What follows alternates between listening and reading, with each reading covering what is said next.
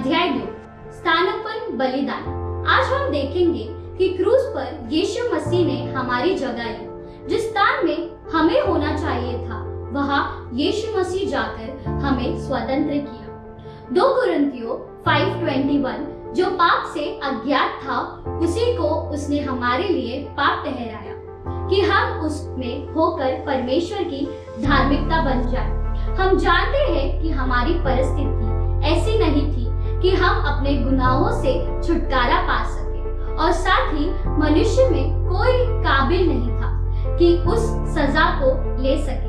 परमेश्वर ने इज़राइल देश को इसीलिए चुना ताकि पाप के विरुद्ध परमेश्वर का न्याय और उसकी धार्मिकता प्रकट करे। साथ ही उत्तम कीमत पापों के लिए ऐसा चुकाया जाए कि हमें परमेश्वर के राज्य से कोई छीन न सके।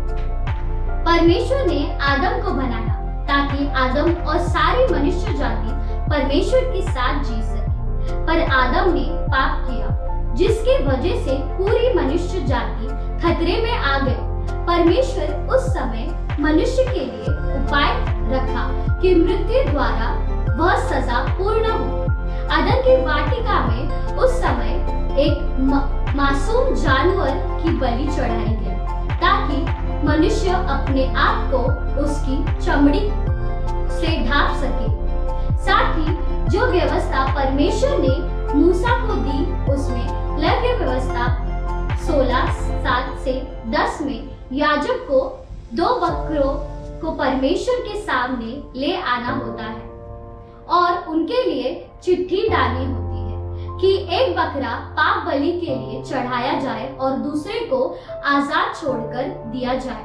यीशु मसीह जब क्रूस पर जाने से पहले भी ऐसी घटना होती है। पिलातुस जो राज्यपाल था उसे विशेष अधिकार था कि पर्व के समय कोई भी एक कैदी को रिहा करे और वह चाहता था कि यीशु मसीह को उस अधिकार के निमित्त आजाद करे। पर सारे लोग उस समय पुकार कर कहने लगे कि बरअब्बा को छोड़ो। मत्ती 27:17 में इसका नाम यीशु बरअब्बा बताया गया जो खूंखार कैदी था। तो उस समय पिलातुस लोगों से पूछता है कि मैं किसको आजाद करूं, यीशु मसीह को या यीशु बरअब्बा को? और लोग ने पूछा बरअब्बा को चुनो। उस दिन हमारे खातिर जो पाप से अनजान था हमारे लिए पाप की बलि चढ़ा और हम जो बरअब्बा की तरह दोषी थे हमें परमेश्वर ने दोष मुक्त करके आजाद किया। यूहन्ना बपतिस्मा दाता स्वयं यीशु मसीह के विषय में कहता है कि यह परमेश्वर का मेमना है जो जगत के पाप उठा ले चलता है।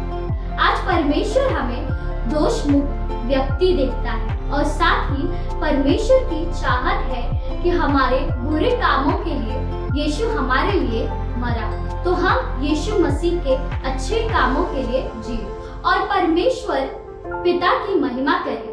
आज का वचन परमेश्वर की गंभीर बुलाहट को समझे और मेरी प्रार्थना आपके लिए यह है कि आप अपने जीवन की कीमत जानें क्योंकि हम सबको यीशु मसीह के मूल्यवान लहू से खरीदा गया है। आमीन।